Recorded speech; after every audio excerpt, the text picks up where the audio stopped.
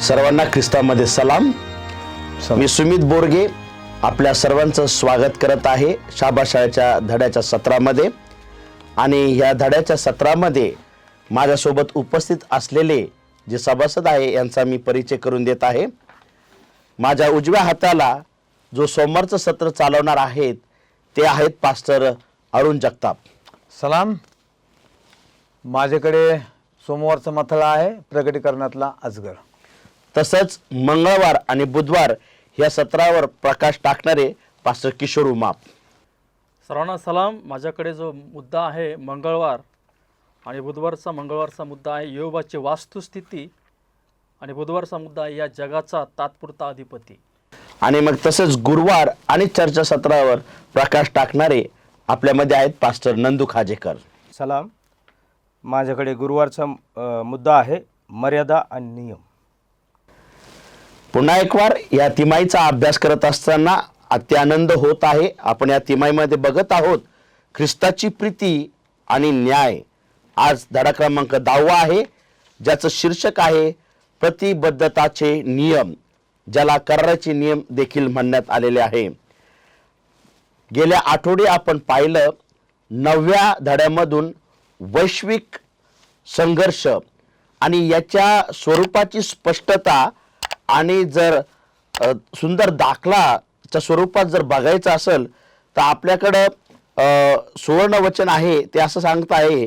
पहिले योहानाचा 3 अध्याय 8 वचन, जो पाप करीतो तो सैतानापासून आहे. बरोबर. कारण सैतान प्रारंभापासून पाप करीत आहे. सैतानाची कृत्य नष्ट करावी यासाठीच देवाचा पुत्र काय झालेला आहे, प्रगट झालेला आहे. आणि ह्याच वचनाला स्पष्ट करण्यासाठी पवित्र शास्त्रामध्ये पहिले राजे 18 अध्याय आणि 19 ते 40 वचनामध्ये एक घटना आपण बघत आहोत. आणि ही घटना ख्रिस्ती जगात प्रचलित आहे. आपल्याला ठाऊक आहे की कार्मेल पर्वतावर एलिया संदेष्टांनी आव्हान केलं होतं राष्ट्रांच्या दैवताबद्दल आणि त्या दैवतांच्या संदेष्टाबद्दल.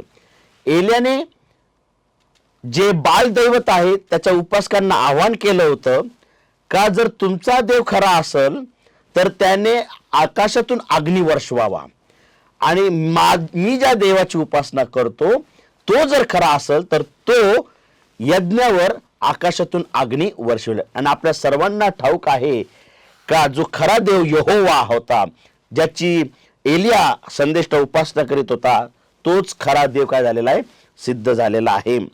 राष्ट्रांचे दैवत हे मुळात देव नाहीत.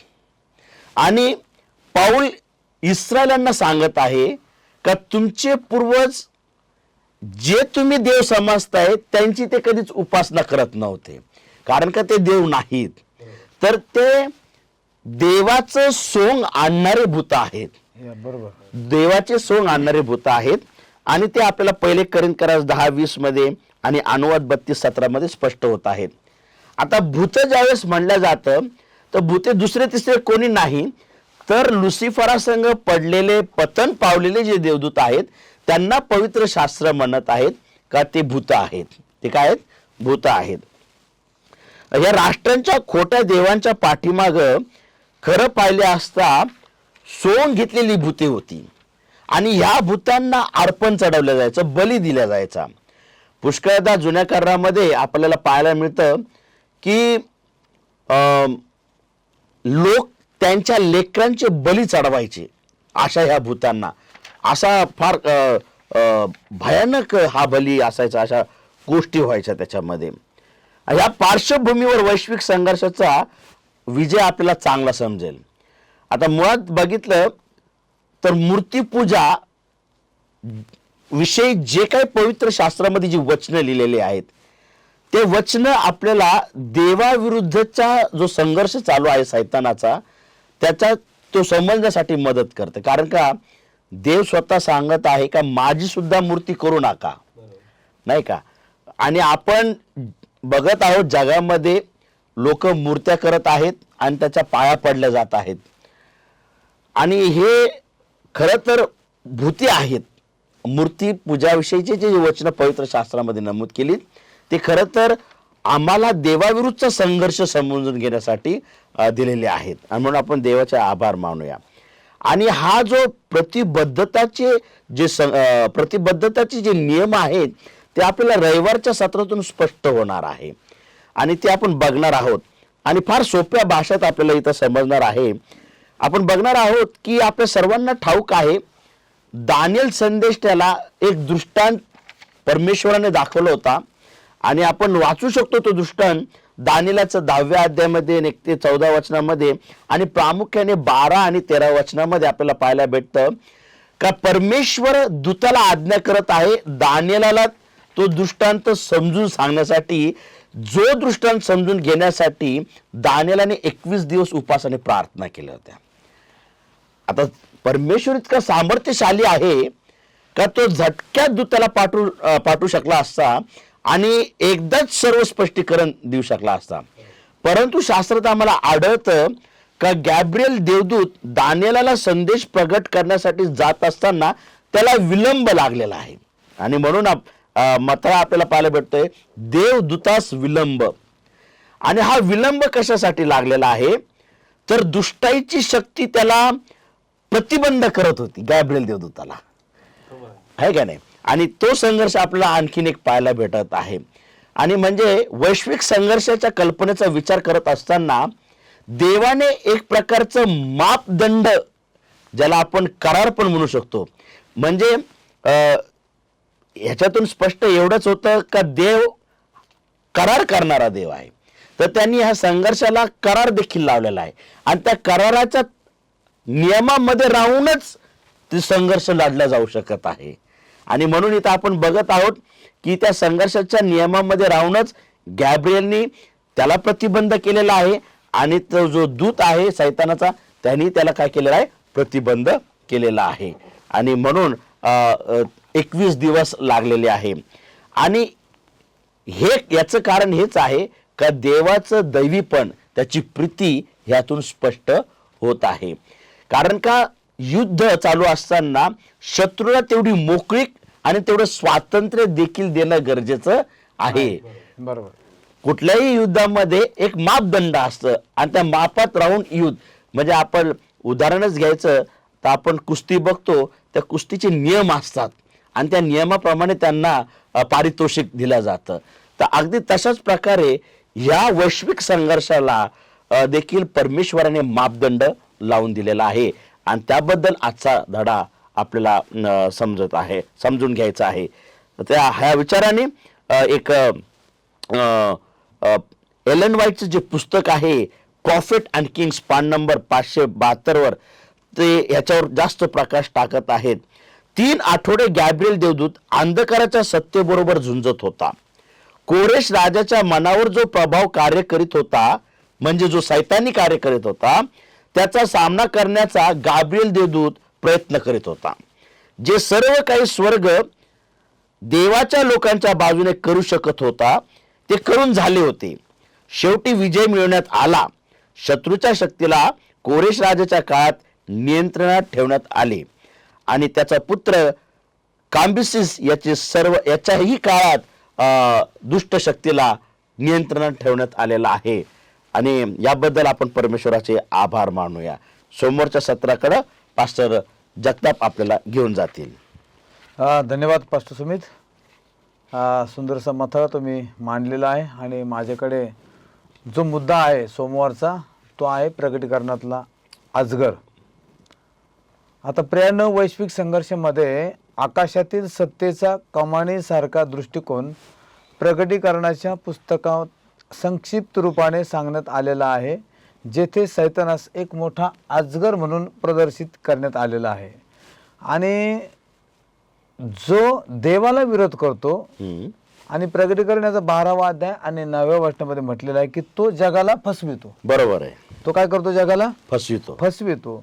मग अजगर किंवा सैतान हा फक्त देवाविरुद्ध लढाई करत नाही, तर प्रगटीकरणाचा 12वा अध्याय आणि 7व्या वचनामध्ये म्हटलेला आहे की तो आणि त्याचे सेवक हे त्याला पृथ्वीवरील जे राजा किंवा पृथ्वीवरील जे लोक त्याच्या ताब्यात दिलेले आहेत, जे सत्ताधारी त्याच्या जे सत्ताधारी आहेत होय त्यांच्या पाठीमागे असलेला म्हणून ओळखला जातो. आणि ते सत्ताधारी म्हणजे आपण जर पाहिलं प्रियानो की तो सत्ताधारी जो आहे त्याला त्याने आपली शक्ती दिलेली आहे. प्रकट करण्याचा 13वा अध्याय आणि 2ऱ्या वचनामध्ये म्हणलेलं त्याने आपली शक्ती, आपले आसन व आपला मोठा अधिकार त्याला बहाल केलेला आहे. आणि ती सत्ता जी आहे ती प्रकट करण्याचा 13वा अध्याय आणि 2ऱ्या वचनामध्ये म्हटलेलं आहे की ती समुद्रातून वर आलेली आहे. आता त्याचा जर तुम्ही अभ्यास केला किंवा त्याचं जर स्पष्टीकरण जर आपण बघितलं प्रकटीकरणाचा 17वा अध्याय आणि 15 वचन जर बघितलं तर त्यामध्ये म्हटलेलं आहे समुद्र म्हणजे किंवा पाणी म्हणजे लोक किंवा जनसमूह, होय होय बरोबर, लोक किंवा जनसमूह किंवा राष्ट्र. म्हणजे हा जो जनसमूह आहे किंवा हे जे राष्ट्र आहे त्या राष्ट्राला त्यांनी किंवा त्या व्यक्तीला त्यांनी आपला अधिकार बहाल केलेला आहे. आणि या जनसमूहातून जे श्वापद तयार झालेलं आहे त्या श्वापदाला ह्याने देवनिंदात्मक गोष्टी बोलणारं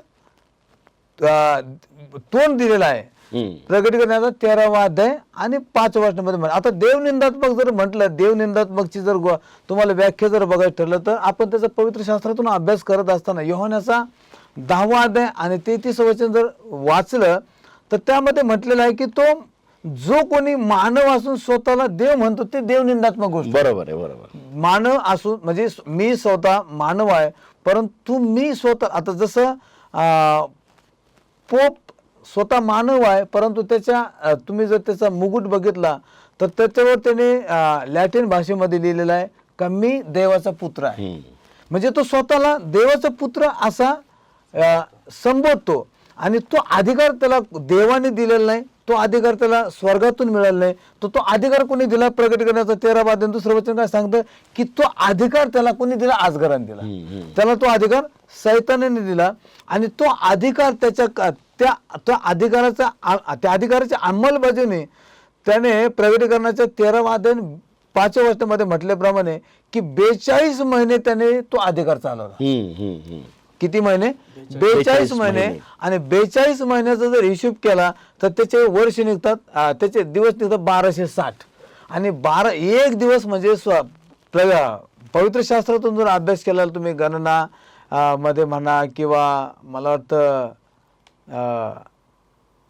EHKL मध्ये म्हणा की त्याच्यामध्ये म्हटलं एक दिवस म्हणजे एक वर्ष.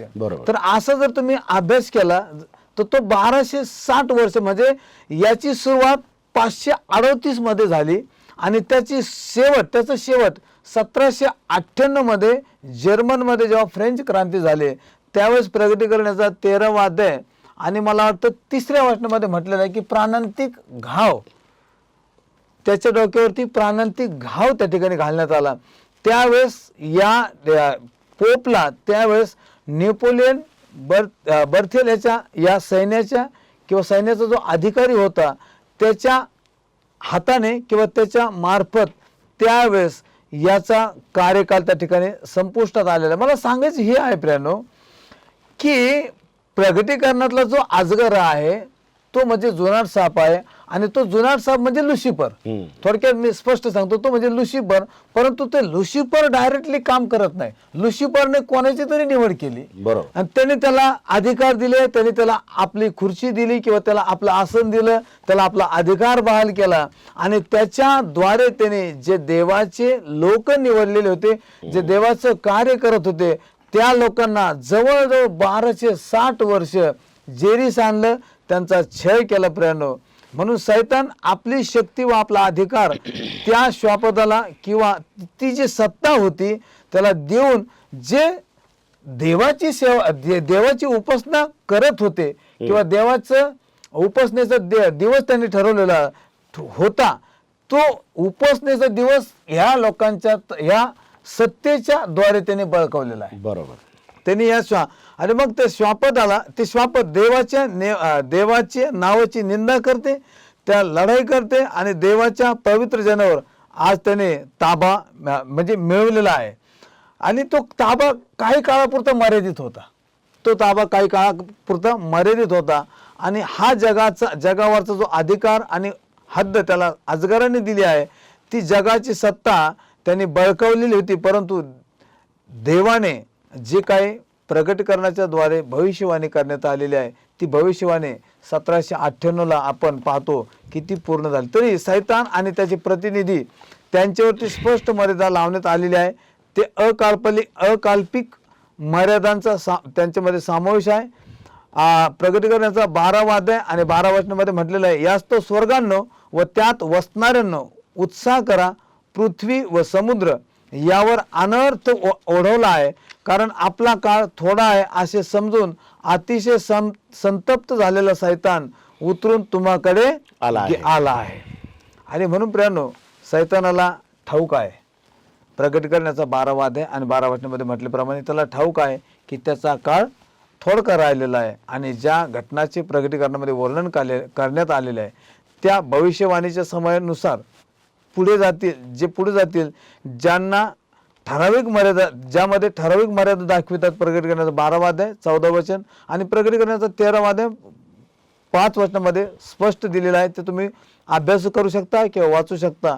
आणि जे ह्या दुष्टाईच्या ह्या दोन्ही वचनं जर अभ्यास केला तर तुम्हाला समजून येईल की ते या दुष्टाईच्या सैन्याचा कार्यकाळ आहे आणि शेवटी यांचा किंवा ज्याला शक्ती देण्यात आलेली आहे, ज्याला आसन देण्यात आलेलं आहे, त्याचा विजय होणार नाही, तर विजय मात्र येशू ख्रिस्ताचा होणार आहे. आणि प्रगटीकरणाचा 21वा अध्याय आणि 4थ्या वचनामध्ये म्हटल्याप्रमाणे तो आमच्या सर्वांच्या डोळ्याचे अश्रू पुसणार आहे आणि त्यानंतर कुठलाही त्रास राहणार नाही, कुठलीही अडचण आम्हाला राहणार नाही.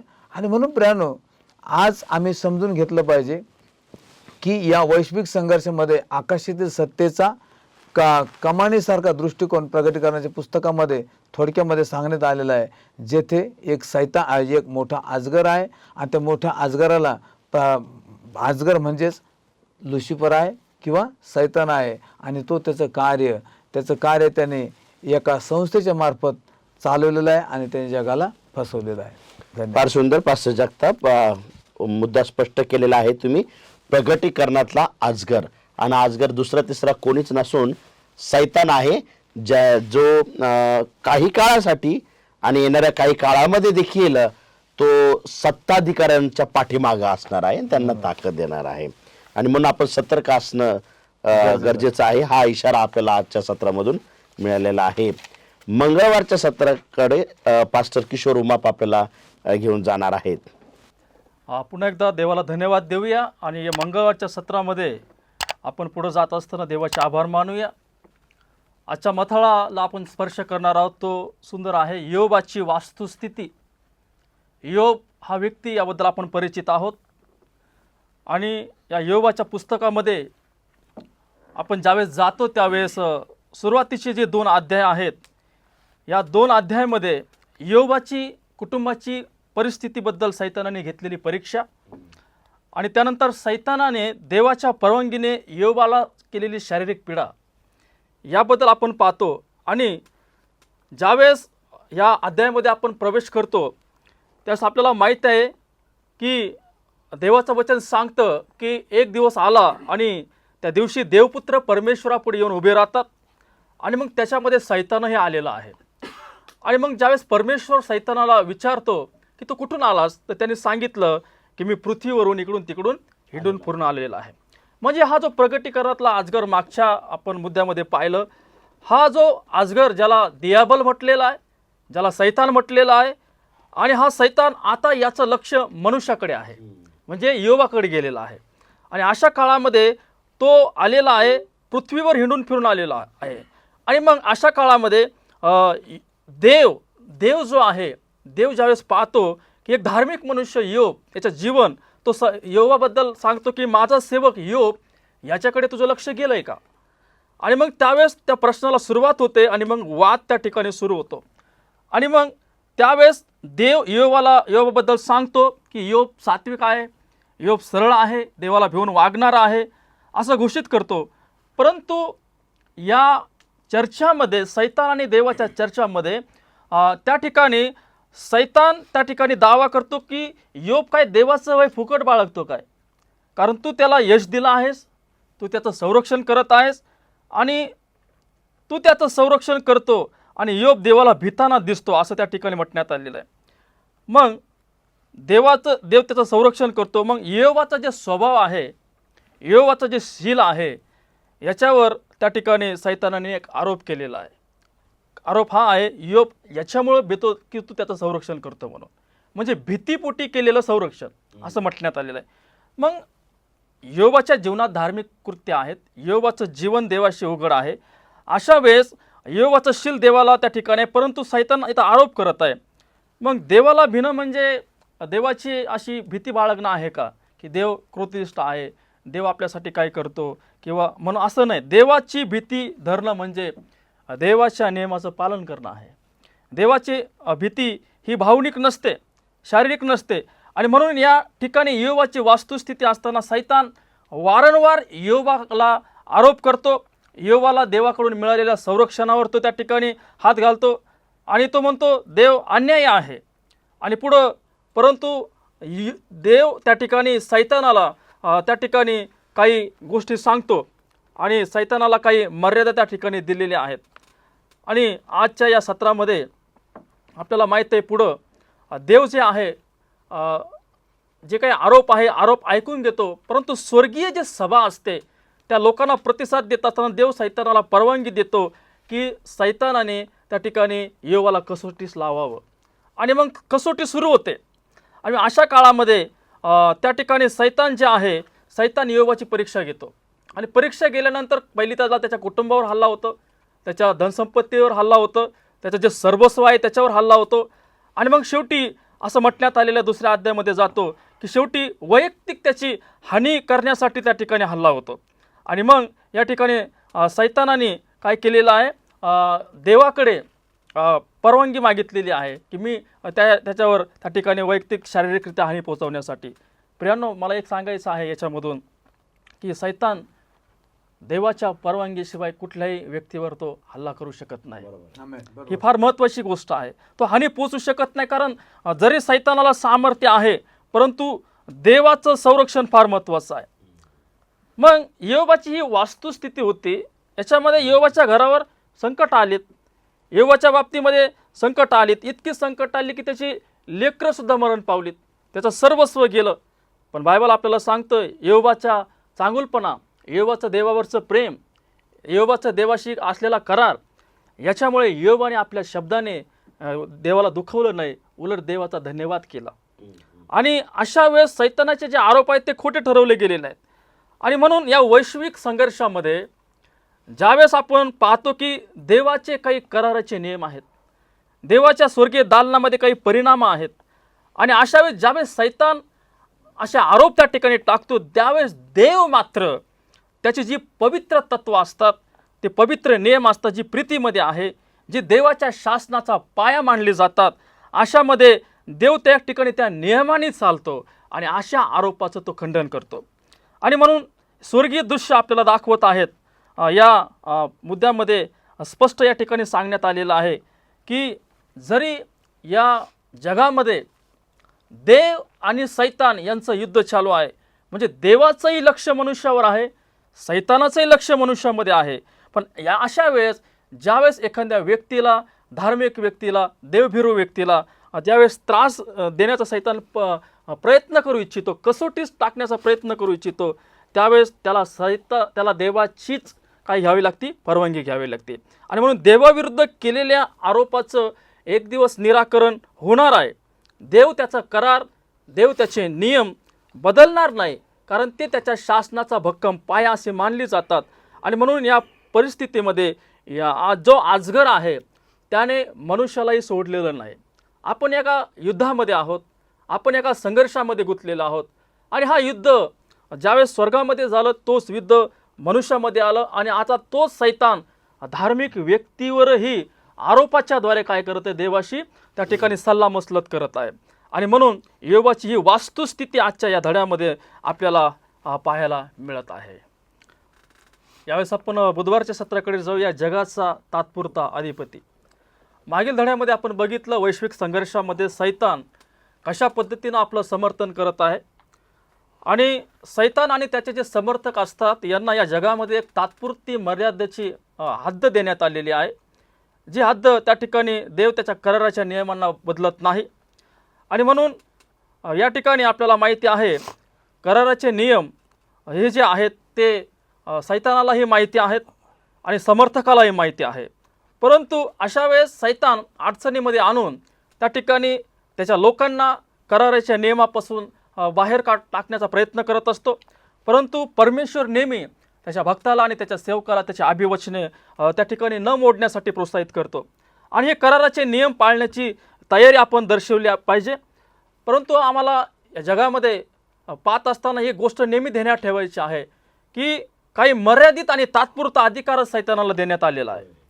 आणि म्हणून आजच्या मथळ्यामध्ये बुधवारच्या मथळ्यामध्ये या जगाचा अधिपती म्हटलेला आहे, अधिपती, आणि कंसामध्ये लिहिलं तात्पुरता, म्हणजे कायमस्वरूपी नाही, अधिपती त्याला म्हटण्यात आलेलं आहे. आता येशू ख्रिस्त या अधिपतीबद्दल नवीन करारामध्ये अनेक संदर्भातून बोलत आहे. जसं यवनाचं पुस्तक आहे याचा 12वा अध्याय 31 वचन, यवन याचा 14वा अध्याय 30 वचन, यवन याचा 16वा अध्याय 11 वचन आणि लूक 4था अध्याय 6व्या वचनामध्ये येशू ख्रिस्त स्वतः म्हणत आहे की आता या जगाचा अधिकारी बाहेर टाकला जाईल, या जगाचा अधिकारी बाहेर टाकलं जाईल. किंवा येशू ख्रिस्ताने असंही म्हटलं यवन 14:30 कारण या जगाचा अधिकारी येतो तरी मजमध्ये त्याचं काही नाही असं म्हटलेलं आहे.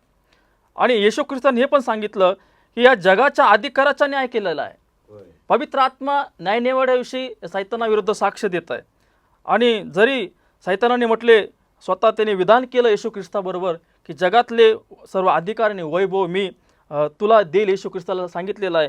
म्हणजे तो सैतान स्वतः अधिकार दाखवत आहे की मी या जगाचा अधिपती आहे. आणि म्हणून हे विधान येशू ख्रिस्ताने केलेलं आहे. मग या नवीन कराराच्या काळामध्ये ज्यावेळेस आपण संघर्ष ठरवतो, हा जो संघर्ष चालू आहे प्रकाश आणि अंधकार याच्याबद्दल चालू आहे. अंधकार हा सैतानाकडून आहे, त्याच्या बंडखोरी करून येतो. परंतु ख्रिस्ताच्या कार्याचा जो काही भाग आलेला आहे तो भाग आहे की सैतानाच्या राज्याचा पराभव करणं. आणि म्हणून येशू ख्रिस्त या जगात कशासाठी प्रगट झाला, तर तिथं लिहिलं सैतानाची कृत्य नष्ट करण्यासाठी देवाचा पुत्र काय झालेला आहे, प्रगट झालेला आहे.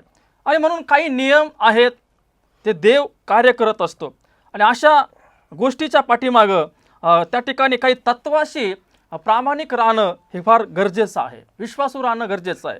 मग कुठल्या मर्यादा मनुष्य प्राण्याला देण्यात आलेल्या आहेत या जगामध्ये, जरी तो अधिकारी आहे, तो अधिपती आहे, परंतु इथं दिलेलं आहे की देवाने पहिली गोष्ट निवडीचं स्वातंत्र्य त्या ठिकाणी दिलेलं आहे. त्यानंतर या जगामध्ये देवाने त्याच्या अभिवचनाचे नियमाचे कराराचा समावेश या ठिकाणी केलेला आहे. प्रियांनो, आपल्याला माहिती आहे जगामध्ये दुष्टाई आली आणि हा दुष्टाई कमी करणं हा एक महत्त्वाचा भाग ख्रिस्ताचा आहे. आणि ही दुष्टाई सतत, या दुष्टाईमध्ये दुःख आहे. पुष्कळ वेळा लोकांना प्रश्न पण पडतो की देवाचं अस्तित्व आहे किंवा त्याचा चांगुलपणा आहे.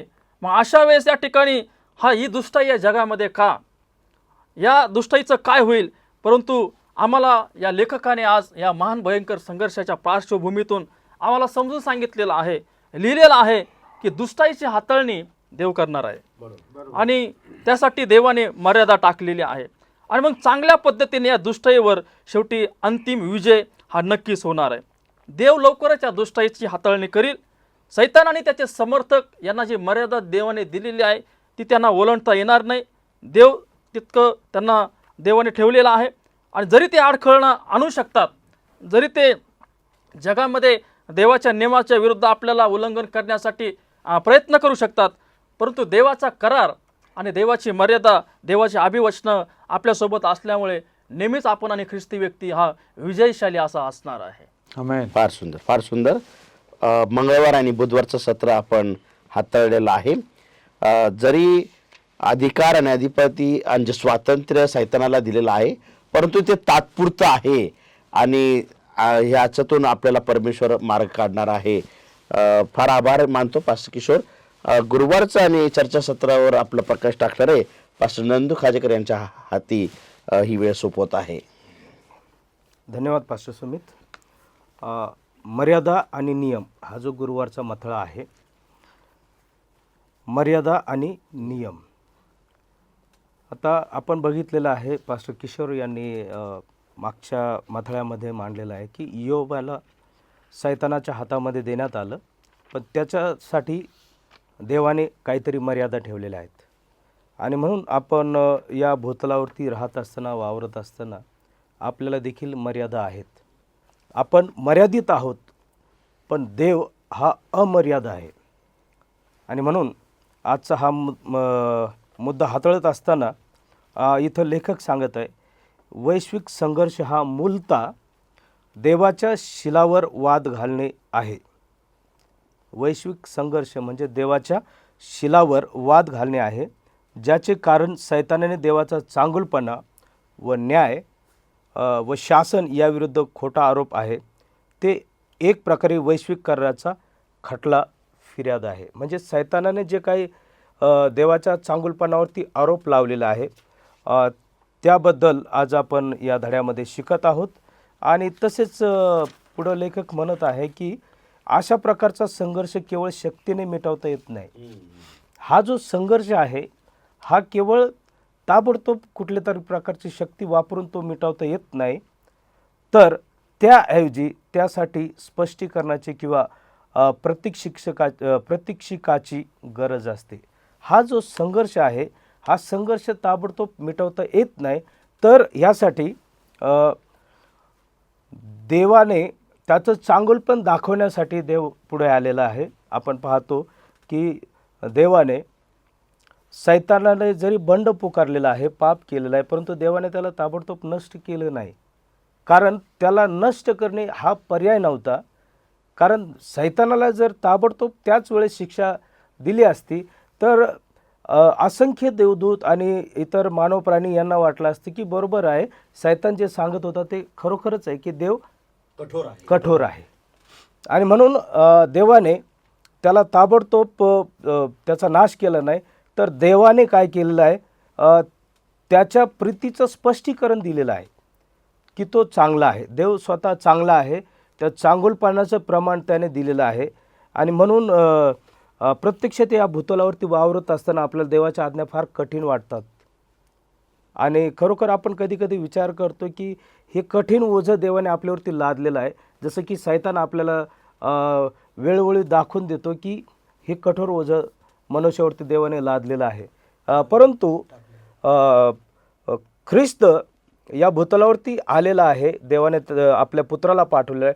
त्याने स्वतः ते शील धारण केलेलं आहे.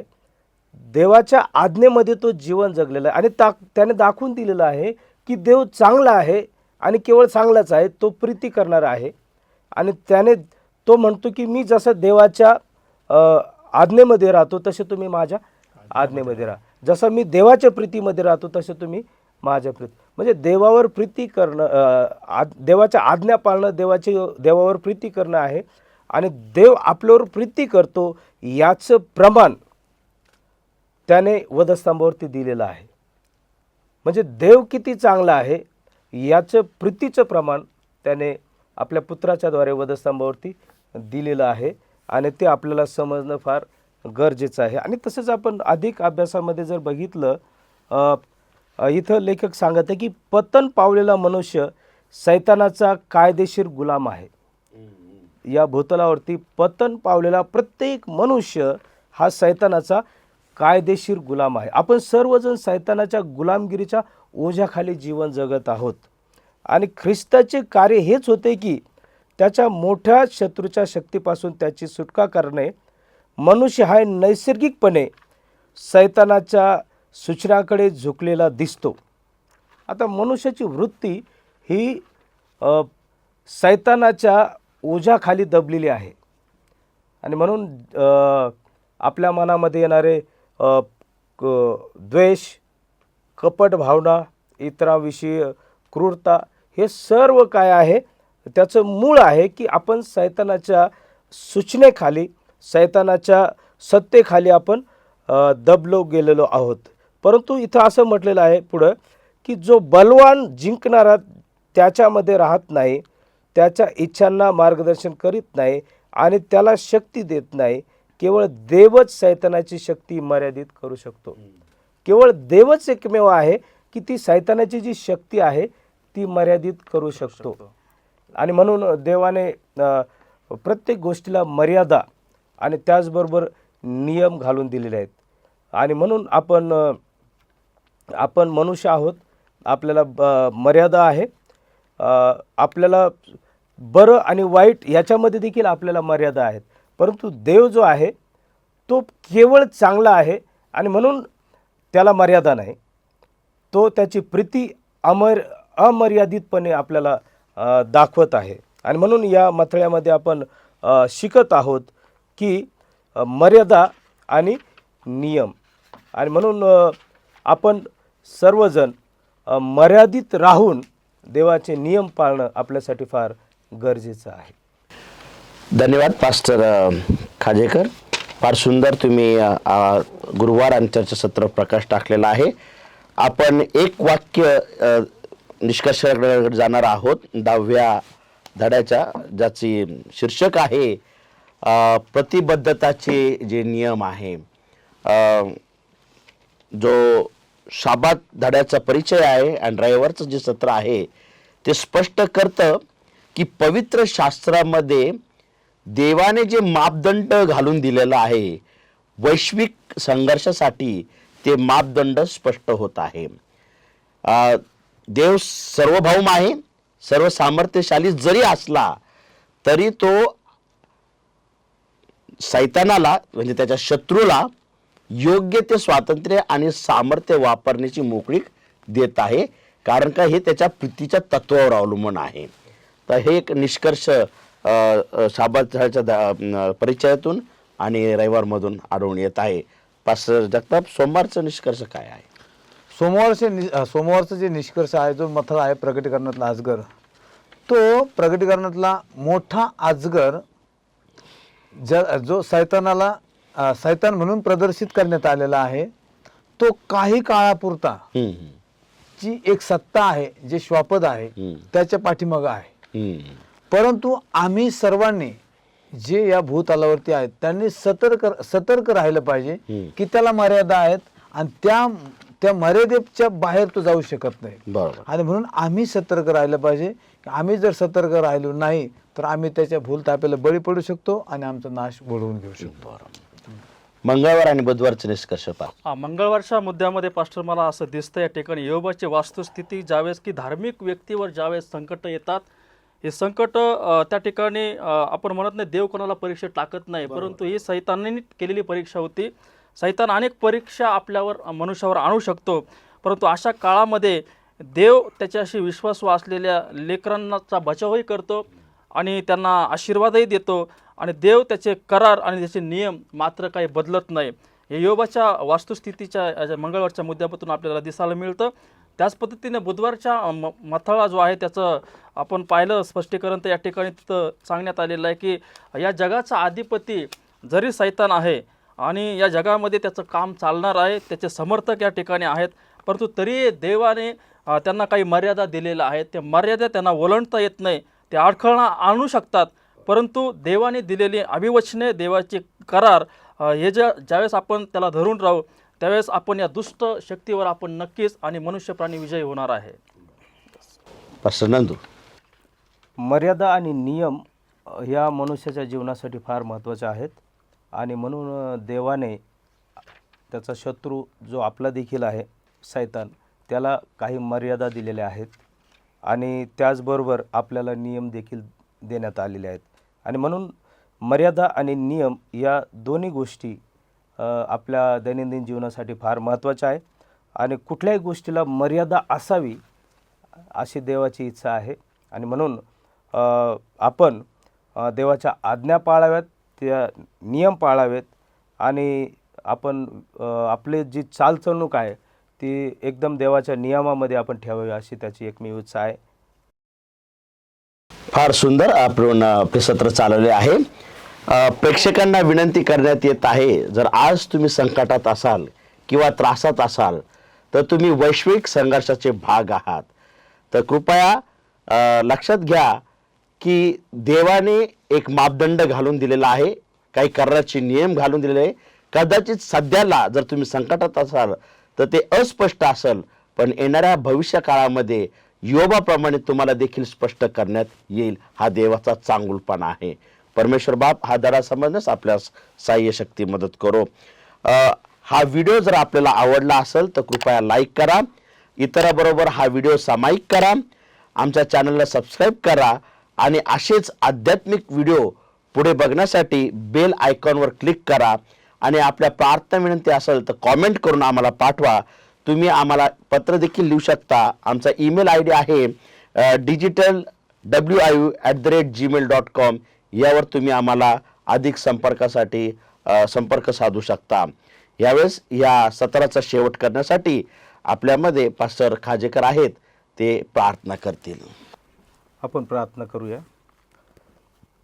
सर्व समर्थ आमच्या महान परमेश्वरा, आज या शबाती तू आम्हाला एकत्रित केलंस आणि या धड्याची उजळणी करत असताना तू आम्हाला सहाय्य पुरवलंस. तुझे उपकार मानतो. आज आम्ही वैश्विक संघर्षाबद्दल जे काही शिकलो आहोत दे बापा, ते समजण्यासाठी तू आम्हाला ज्ञान, बुद्धी आणि चातुर्य दे. अधिक प्रमाणात तुझ्या विश्वासामध्ये खंबीर राहण्यासाठी आणि आमच्याबरोबर जे जोडले गेलेले आहेत देवा, तुझे प्रिय लेकरं जे पाहत आहेत दे बापा, त्यांना देखील तू आशीर्वादित कर.